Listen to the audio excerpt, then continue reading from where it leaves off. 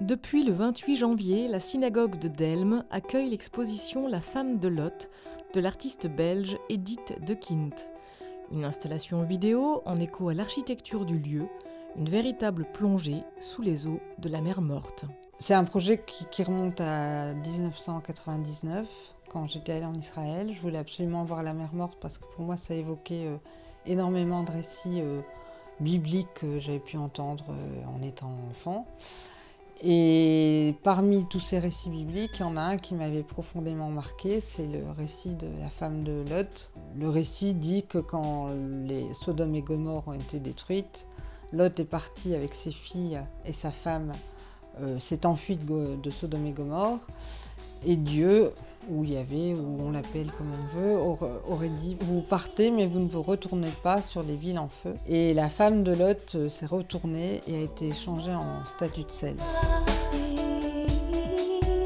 J'avais été fascinée par le lieu, par le fait que c'est un endroit qui est à 400 mètres en dessous du niveau de la mer. Tous les corps flottent, c'est un grand vide liquide où il n'y a pas de végétaux, il n'y a pas d'animaux, il n'y a même pas de bactéries qui peuvent subsister tellement il y a beaucoup de sel.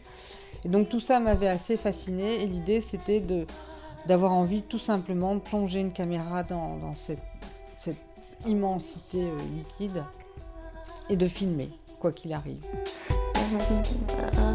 On a affaire à des monochromes parce qu'en fait on a une profondeur de focale d'environ 20-30 cm, vu l'épaisseur et la densité en minerai. Avec le soleil qui passe dans cette espèce de milieu aqueux, parce qu'on n'a pas du tout la sensation d'avoir affaire à de l'eau. On a des couleurs qui changent très légèrement, du vert au jaune, de temps en temps un peu bleu, en fonction du soleil et de l'éclairement de la mer. J'aimais bien le fait de venir remettre un peu l'origine de cette religion ici, pour le coup, religion juive. Aller la chercher à l'origine et de venir la remettre dans un lieu qui a été un lieu de culte il y a 200 ans. C'est important ici, par exemple, de connaître le contexte du voyage et de cette épopée et des raisons qui ont amené à ces 3 pièces. Mais je crois qu'on peut aussi simplement avoir un plaisir purement plastique d'entrer dans un lieu et de se retrouver dans un lieu très blanc, éclairé avec une image verte et d'autres choses. En général, il n'y a pas d'histoire. C'est vraiment du tableau vivant, si on peut appeler ça comme ça.